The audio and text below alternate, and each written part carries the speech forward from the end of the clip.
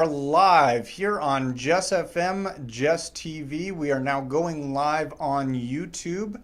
We're here with owned breathing exercises for health, vitality, and creativity. Your weekly show for learning about breathing exercises with me, your host, Breathin' Heathen. Live on Jess FM, Jess TV, and also coming at you on the Roku dial. For those of you who have Roku, you can tune in and do these wonderful, amazing breathing practices that are designed to expand your breath and enrich your life. Today's topic is called Posture and the Secret of Everything. And this is a topic that's near and dear to my heart, and I hope it's near and dear to everybody else's heart. Before I start here, what I would like to do is bring us to the Awaken Network. We have a bit of a spot over on the Awaken Network. Who, if you remember last show, I talked to Jay Shaw, who is the proprietor of the Awaken Network. And he was nice enough to come and tell us a little bit about our topic, which was wellness. A little bit about wellness. Nice enough. And it's so funny when you watch your own live and you can hear your own voice. I love it. Okay, let's send this to Awaken Network so that they can enjoy it as well. So just to give everyone just a chance to come in and sit down and take their breathing postures before we do our show about postures, I'm just going to bring this to the Awaken Network. Posture and the secret of everything. Why am I doing this, you ask? Making you wait to learn about the secret of everything? I have my reasons. So, when we talk about the secret of everything, we're really looking at things that lie outside of the yogic practice of pranayama. We're looking at things that lie instead in three of the other arms of yoga, which are yama, niyama, and asana, which you might call posture or literally sitting. Perhaps you're asking, I thought I was here to learn ond, which is the secret of expanding your breath and enriching your life. Well, if we don't know the yogas, then how are we going to do ond? It's a valid question.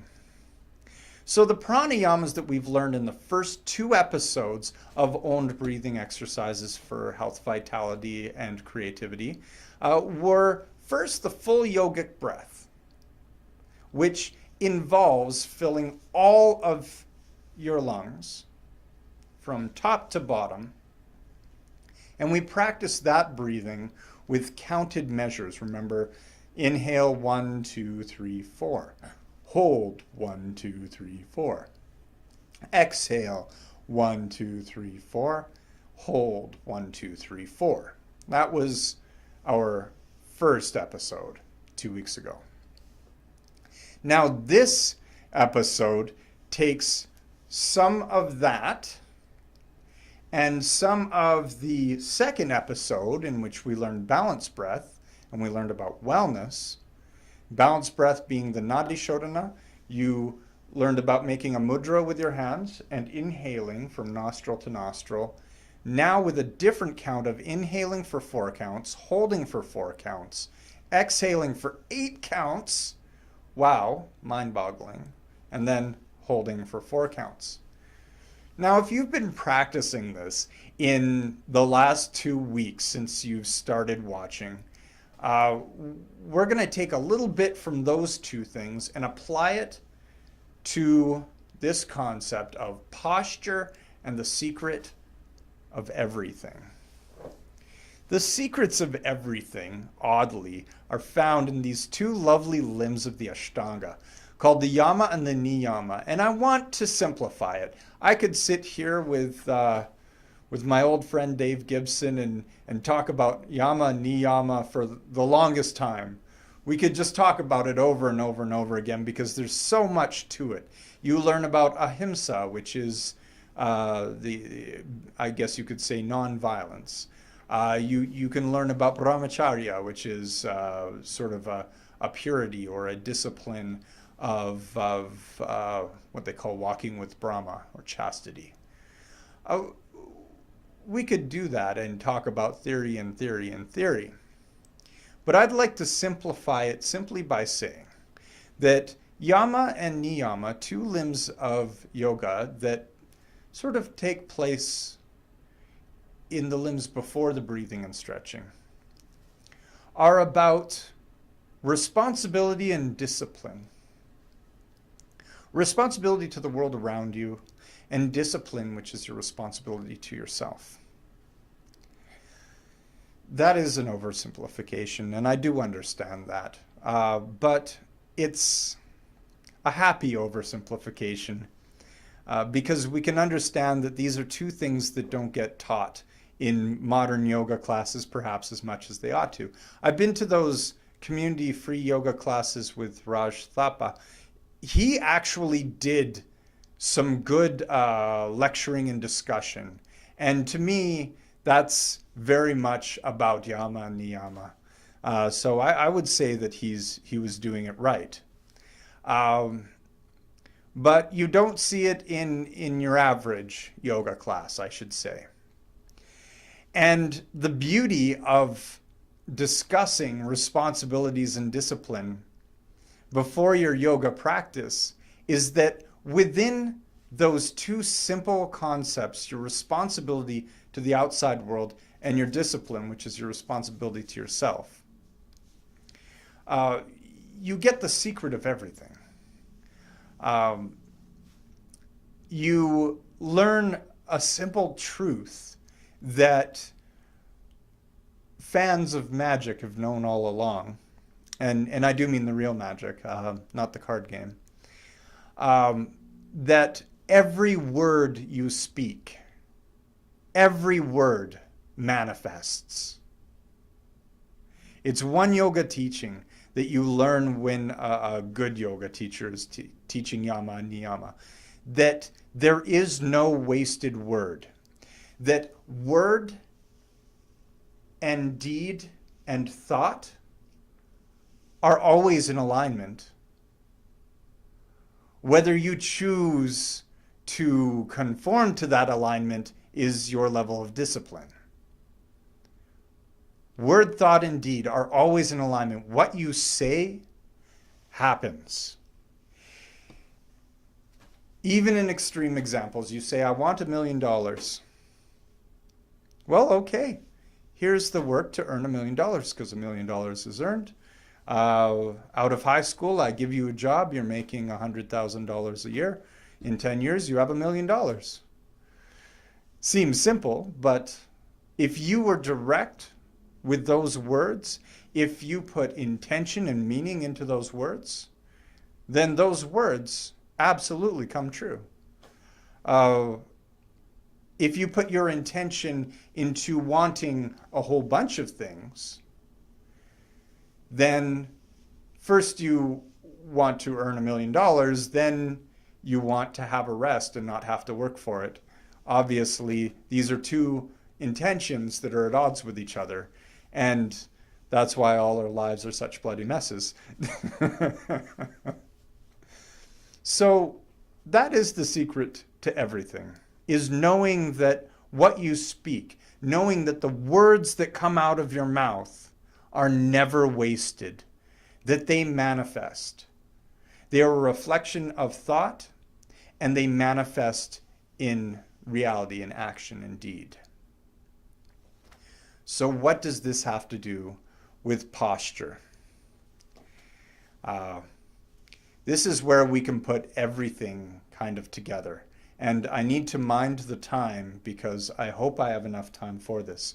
A proper uh, yoga class that teaches the entire Ashtanga, uh, obviously it's going to take more than an hour. So I need to pace myself here. How does this connect with posture? Posture is something that I've struggled with for a long time in my life. But it can probably be adequately summed up with the limb of yoga known as asana. Asana is the practice that is focused on most in a yoga class, probably, in my opinion. You may have had a different experience. But asana just literally means to sit. It's a sitting position. And so there are so many asanas that you do that connect with the way your body expresses itself. So we're skirting completely around pranayama breathing. We're now only discussing yama and niyama and this asana. But if you take a look at a person's posture, if you look at the way that a person carries their back, their spine, their chest, you can learn almost everything that needs to be known about that person. Try it. Try people watching. Go to a public place and sit down and watch the people passing by back and forth, back and forth. And watch how they carry their spines. Is somebody walking with their head lifted? Is somebody walking with their heart protected? Try that to begin with. You've got to wonder, why does a person walk with their heart protected? With everything forward, pushing away the outside world from this.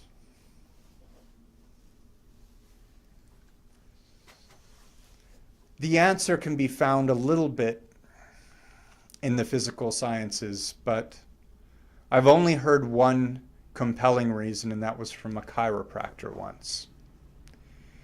And she noticed that I was protecting my heart by putting my head forward, as if I could headbutt people away from my heart.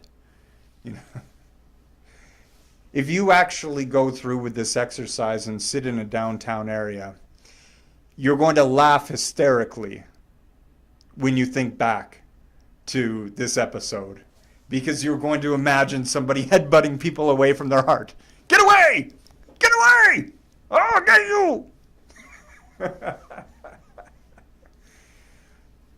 And it sounds funny, but it's become normal. We see it all over the place. People protecting what's here.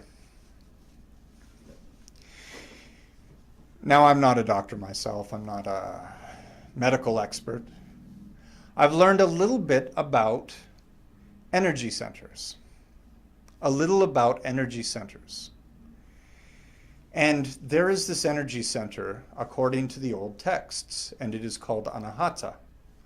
We talked about it briefly, I think, either last episode or the episode before that.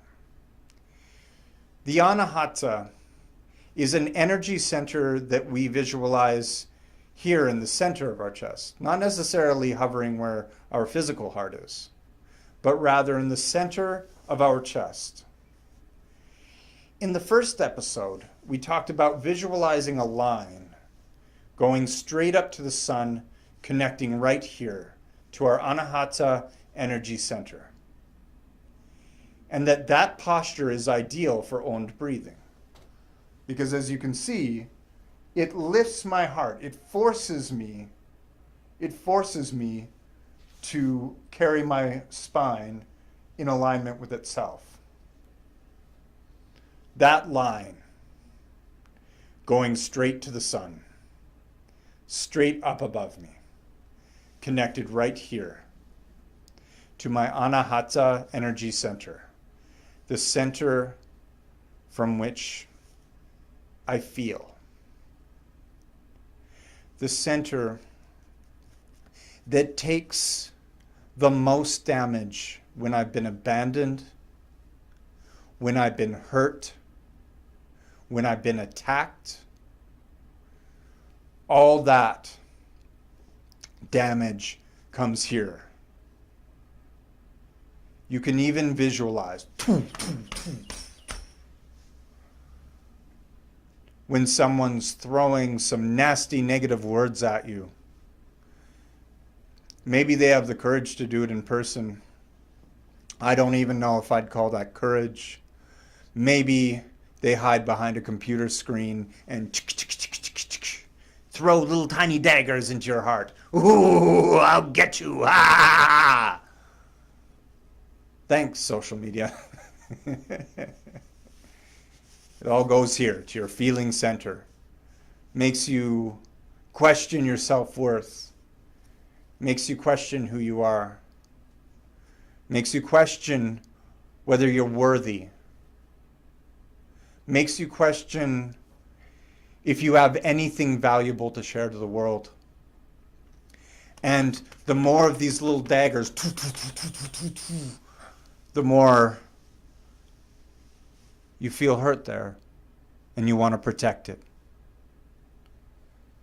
And there is absolutely nothing wrong with that. In fact, I would say that that's both natural and normal for people to do. And you'll see people, now I want to show you my posture, after getting all those daggers, walking around with all these little splinters and shards and daggers.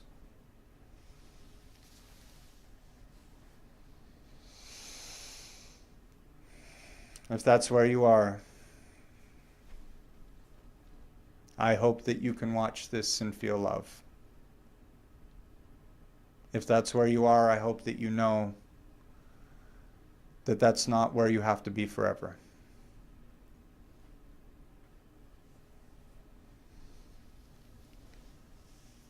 Lifting this anahata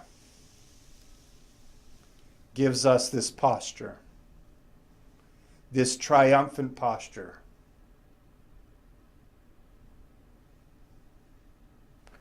And allows you to do almost everything better. Allows you to breathe better. Allows you to feel better. To express yourself better. Allows you to give way better hugs.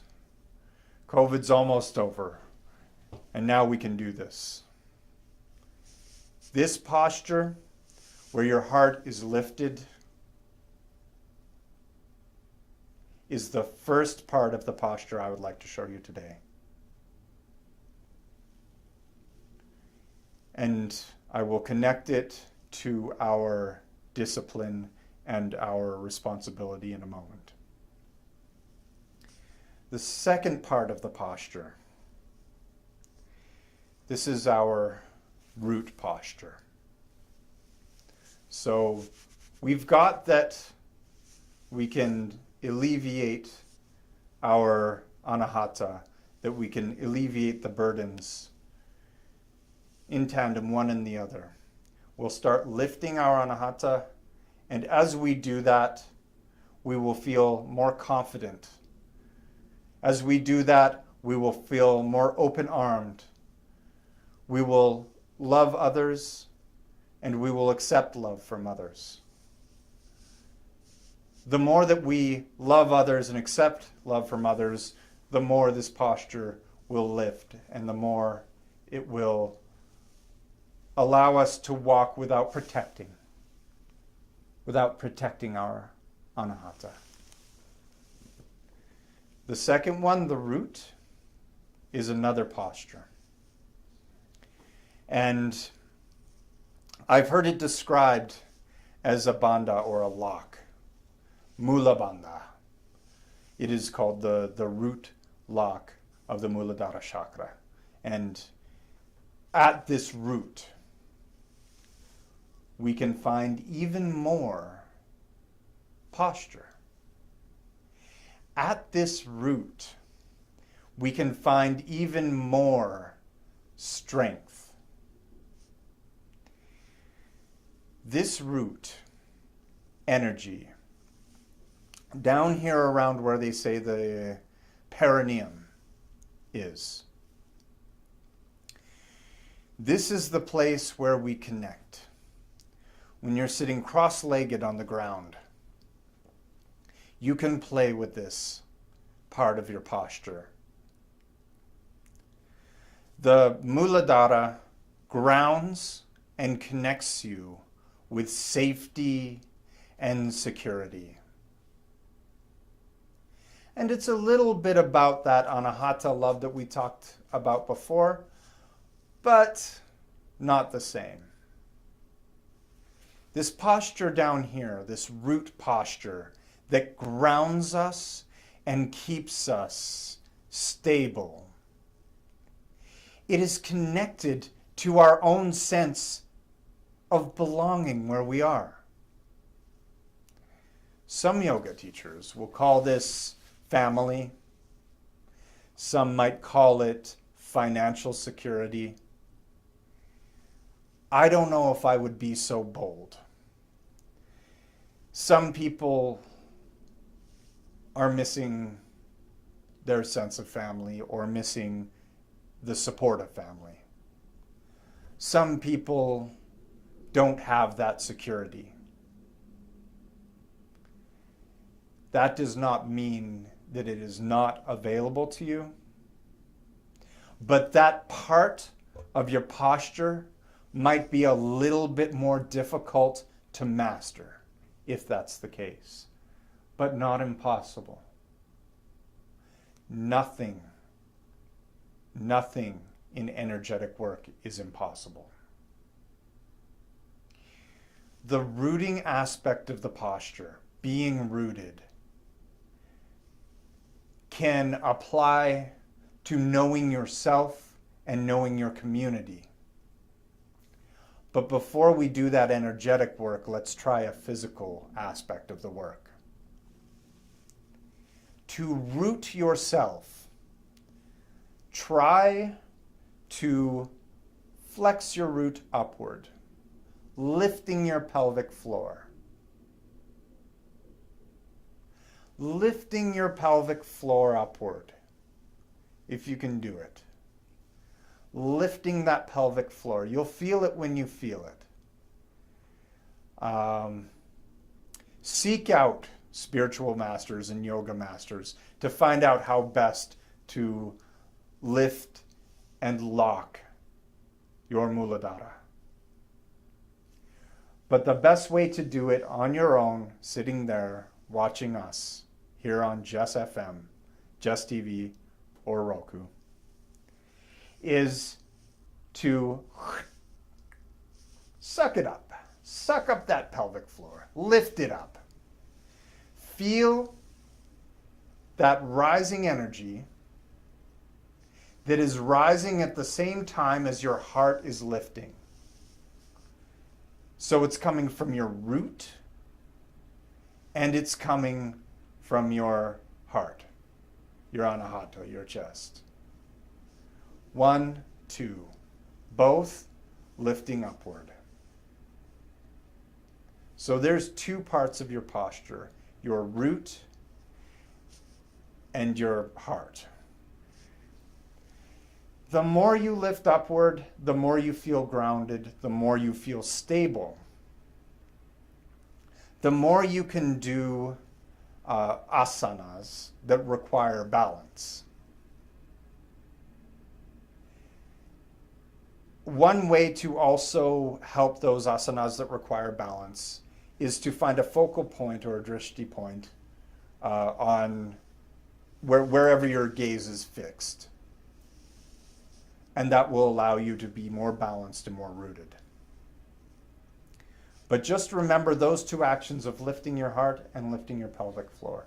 Should I give you a third one? Sure. There's one more that I can probably give you for your posture, but then we have to move on because it's almost half past. The third one that I would love to give you for your posture is this one right here.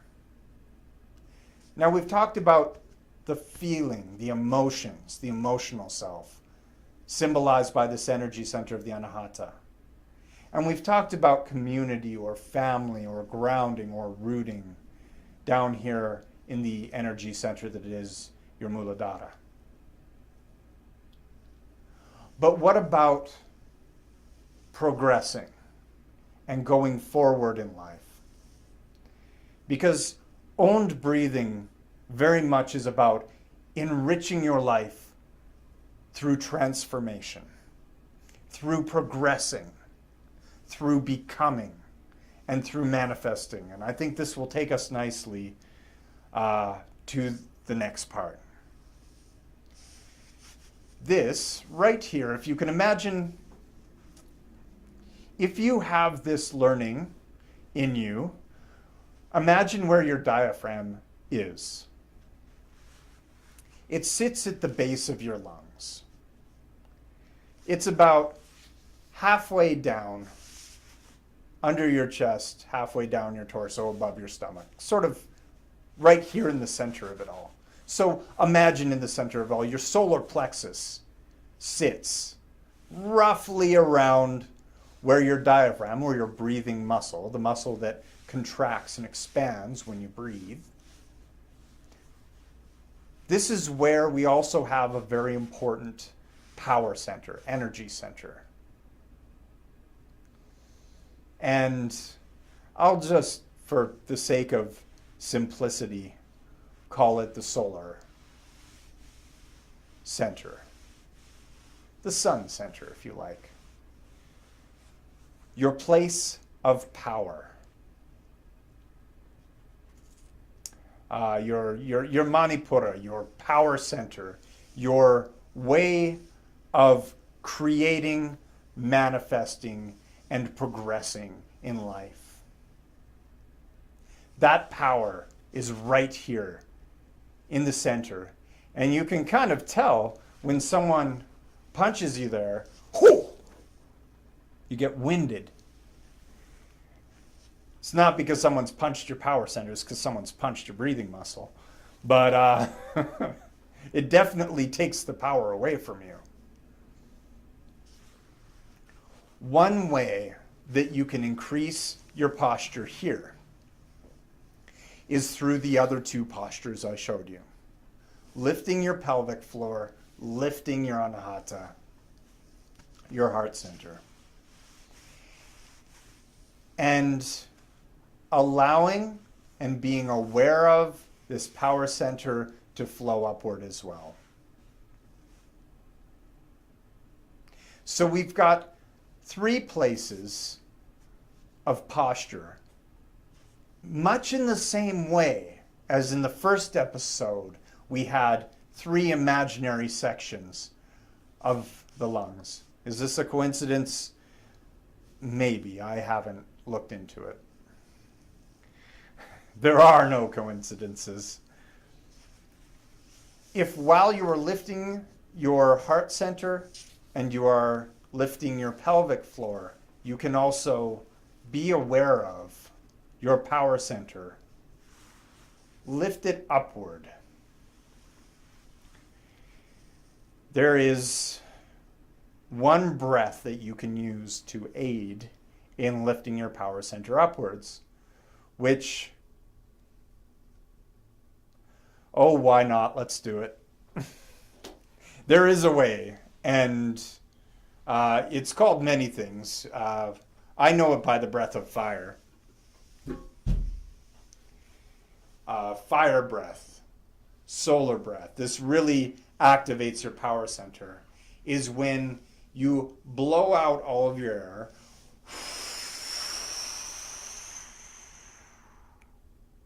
and then inhale through your nostril. And then you'll suck in what they call the Uddiyana. You suck in so that you could even insert an entire hand right up under your rib cage. Please don't. That's gross, and the thought of it is creeping me out. But there are some people who are able to do that, actually put their hands up sort of under their... You don't have to go that far. It's not necessary in my mind. But that's one way that you train your power center, your solar center, to lift upwards. When you're lifting your pelvic floor, and you're lifting your power center, and you're lifting your heart center, this is an incredible way of stacking your vertebrae so that you have a posture that says, that tells the world, I am open. I am filled with love. I am ready to give love, and I am ready to accept love. It is one of the most powerful statements that you can make just with your posture.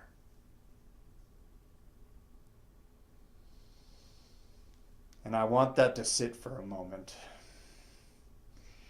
and think about that. Place yourself on a busy street, sitting and watching people go back and forth. This will be our visualization for today.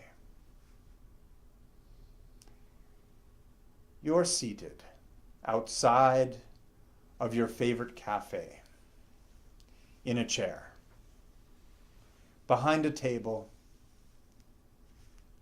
enjoying a nice refreshing drink, say a club soda or maybe an iced tea.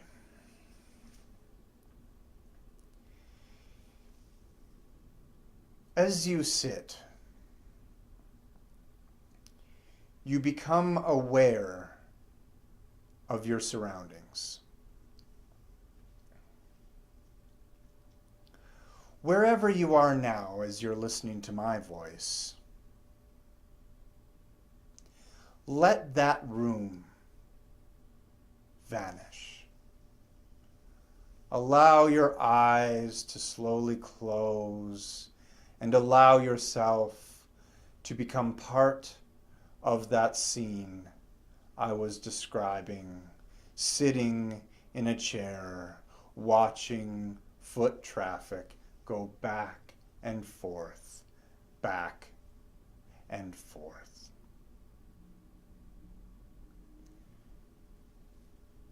As you sit, sipping on this refreshing drink, you start to look at the people walking back and forth past your table. Back and forth they walk. Some people are dressed in bright clothes. Some people are dressed in dark clothes. Some people walk with their chins held high. Some people walk with their chest held high. Some people walk with their bellies stretched out. Some people lead with their knees. And you see the opposite. Some people walk with their head forward. Some people walk with their chin forward. Some people walk with their chest tilted. Some people walk with their pelvis tilted. As you notice the peculiarities of everybody's posture, as they walk by the table that you are seated at, as you notice the way that they walk naturally. Visualize in the skies, all of a sudden, clouds begin to accumulate. At first, the clouds are non-threatening white clouds. Notice, if you can, the people walking by, how their posture changes when the sky turns into a cloudy white. You sit there, still sipping your drink. You're protected by a canopy. You have a full view of the street in front of you. Now,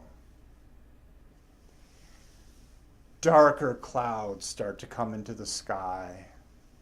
They fill the sky, making everything dark, casting great big shadows.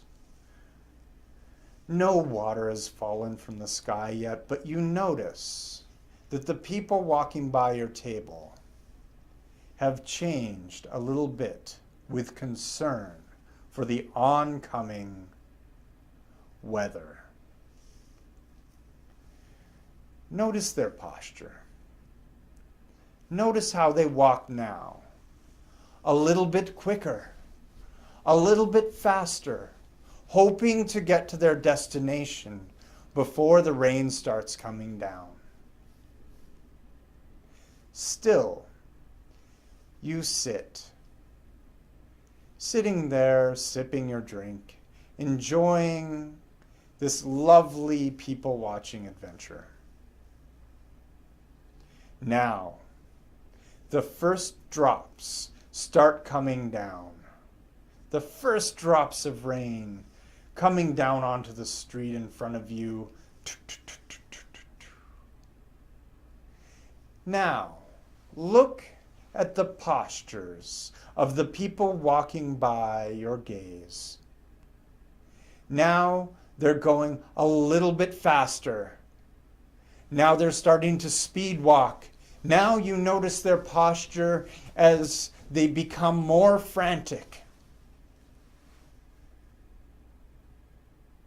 Again, you sit, enjoying the show, drinking your drink, watching the people frantically trying to get to where they want to go. Well, now the rain starts coming down wildly. Tempests, wind blowing, whipping rain into people's faces. You sit there watching people as they run. Now notice the change in their postures. Look at their bodies as they run. And what I want you to notice, and this is the clever trick of this visualization, that some people, when they run, don't seem to be affected by the oncoming rain at all. I want you to notice that some people don't cower. They aren't frightened. They don't shrink. But rather, they still carry themselves. Vertebrae stacked upon vertebrae, through the rain, in a steady forward motion, going to their destination where they wish to go.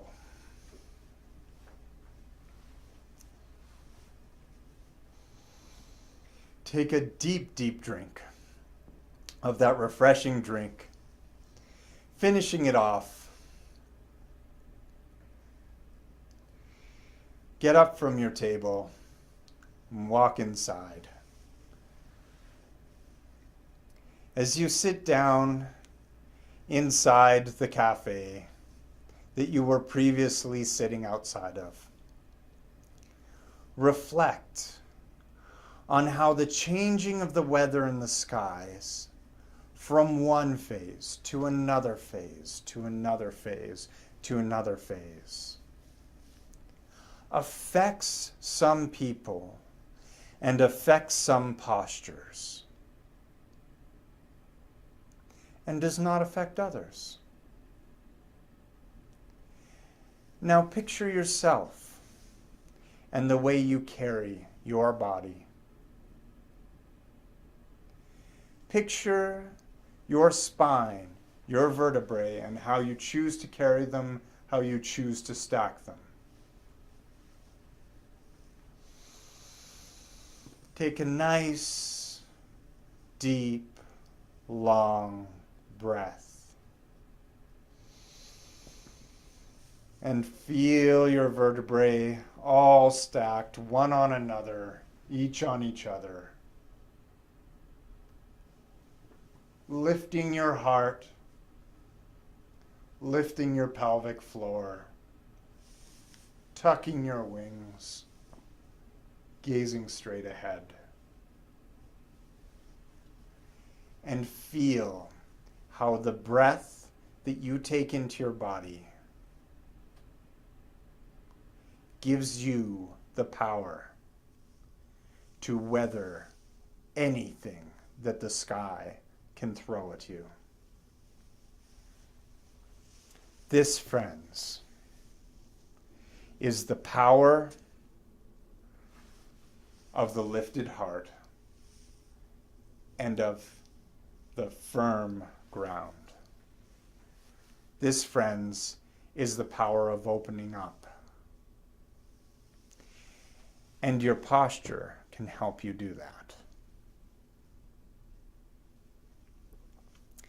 Now let's connect our concepts. We began talking about something that seemed to have a whole bunch to do with asana, or sitting practices, which were the yama niyama.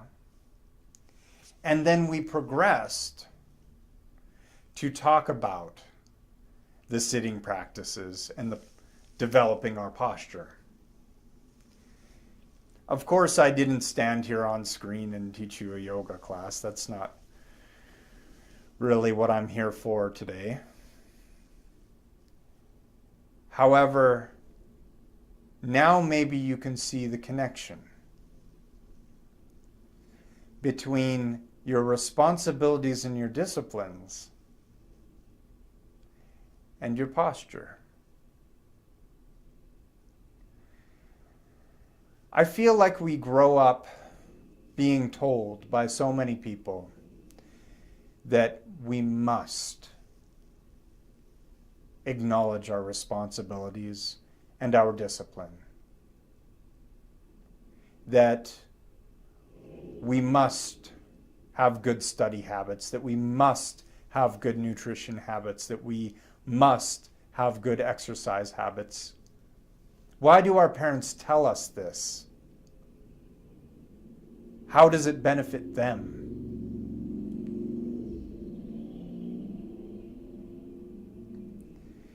That's not why our parents tell us this. It's not a benefit to them, not really.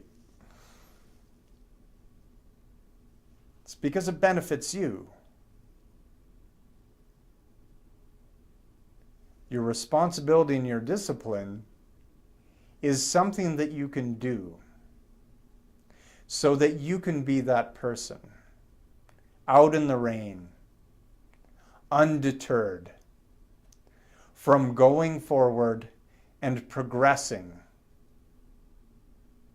to the things that you seek, to manifest the things that you want, and to align your thoughts, your words, and your deeds. And it all connects with posture. The secret of everything connects with posture. As I said in the beginning of this episode. I don't come to this with a scientific mind so much as an understanding of the energy centers and how they interact with each other and how you interact with them. We can take this pranayama practice and we can apply it to our practice of Om, which is expanding our breath to enrich our lives. Now, as promised, as I promised before, let us connect today's episode with the first two episodes. Let's see a show of hands. Just kidding. I can't see a show of hands. Let's see who remembers what the first episode was. Ooh, yeah, you. That's right, the full yogic breath and learning how to count out our breaths with breath retention, which is called Kumbhaka. That's right. Good. Wow, amazing. Your retention of these concepts is unparalleled. So, can you combine today's posture exercises with the first episode's breathing exercises? Let's give it a try. Lifting your pelvic floor,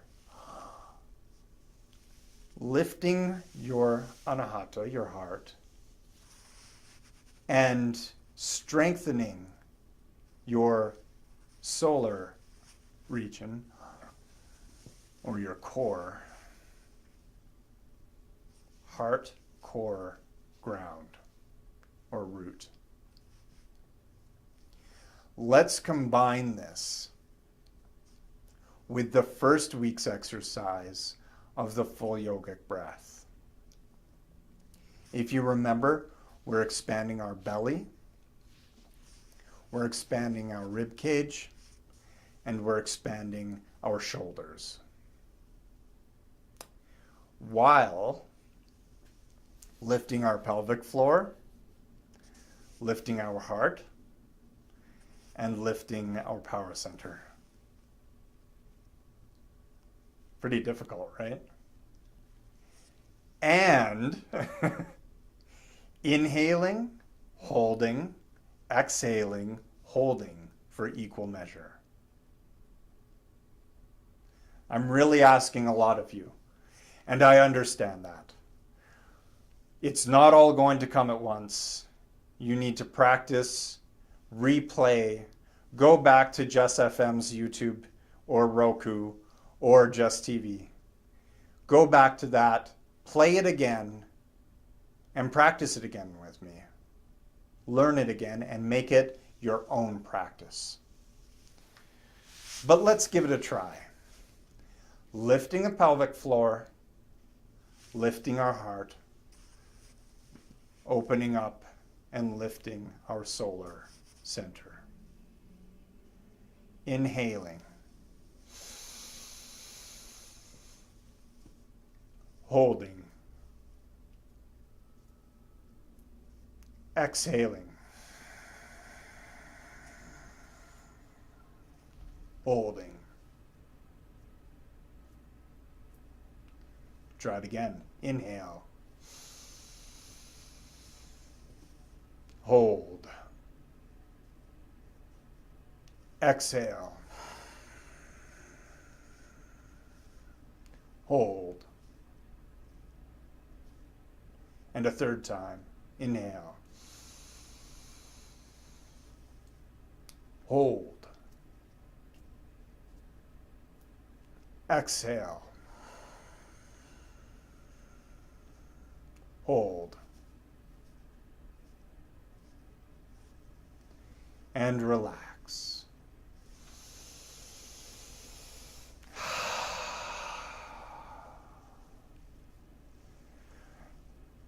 That was a quality breath. If you're just joining us, this is the first time you've watched an owned breathing exercises for health, vitality, and creativity episode. this is the first time, that might have been really hard. I can imagine that was really hard. However, if you joined us from the first episode and learned about that breath and that breath retention, it might have been a little easier, but it still might have been challenging. Keep trying, keep practicing. Put that time to the side where you're not working, where you're not watching Netflix, where you're not watching Disney, where your head isn't in the glowing box that it's in, admittedly, right now as we speak. And just sit with some gentle music, maybe a timer or something, and just allow yourself to enjoy the combination of your posture that we learned today and the breath and breath retention that we learned 2 weeks ago. Enjoy it. If you're having troubles finding the YouTube episode, I put everything into the Awaken Network Facebook group. So you should be able to find them there. All right, now I hope we have, we have 9 minutes. Yeah, I think we have time. Let's try using this posture that we learned today. Whoop. Yeah, okay, better not waste words here. Let's use the posture that we learned today with the second breathing exercise known as Nadi Shodhana, also known as balancing breath. Okay, this is going to be super quick because I have to wrap things up, but I think we can do it. Remember your mudra that will allow you to inhale, hold, exhale, hold. Lifting your heart, lifting your pelvic floor, lifting your power center. You are strong. You are ready.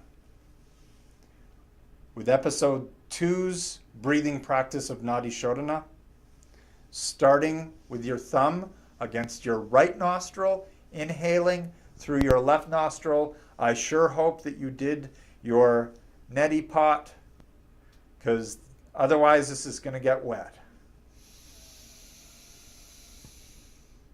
Count to 4, hold. 3, 4. Change, exhale, count to 8.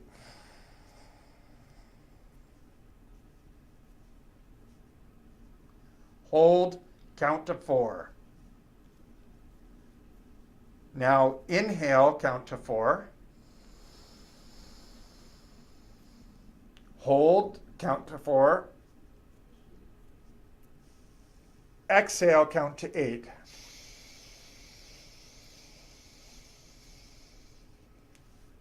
Hold, count to 4. And that was a full cycle of Nadi Shodhana. I'm going to take you through this 2 more times because we have time. Got your mudra? Inhale, count to 4. Hold, count to 4. Exhale, count to 8.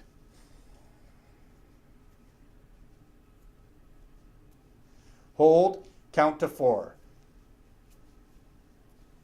Now again through the right nostril, hold, inhale, count to 4. Hold, count to 4. Exhale, count to 8.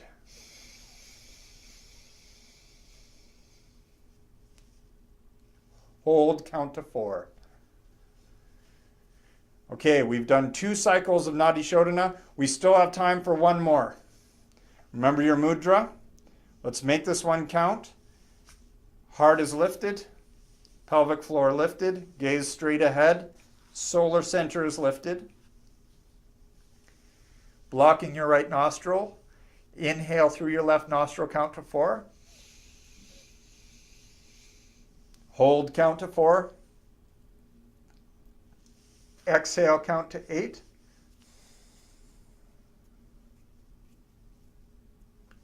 Hold, count to 4.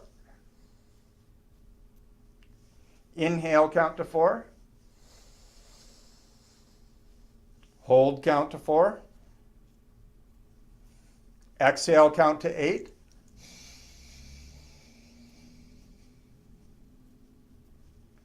Hold, count to 4. Relax. Oh.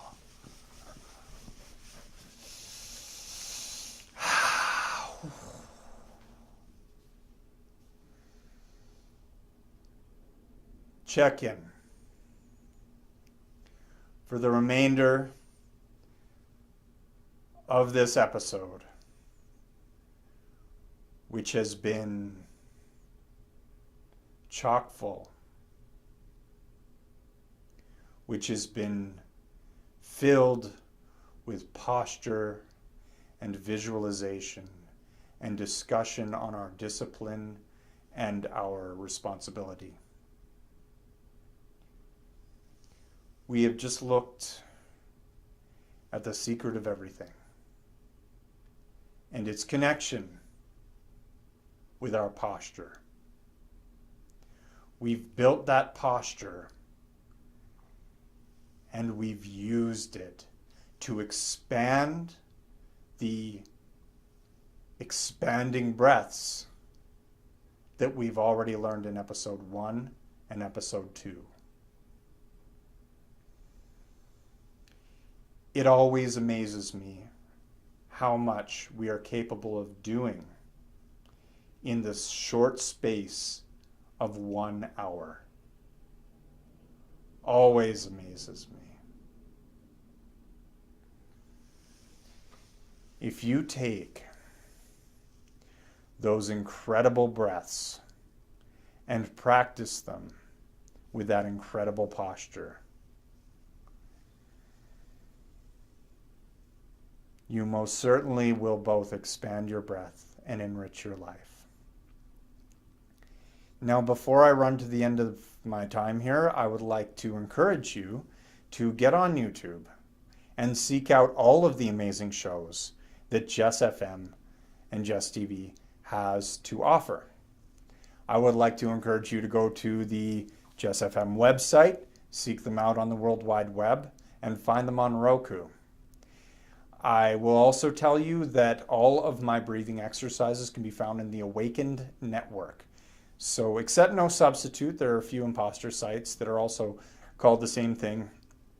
The actual Awakened Network is run by Jay Shaw. And so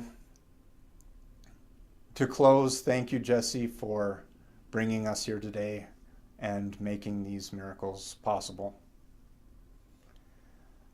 Everybody, please do practice, enjoy,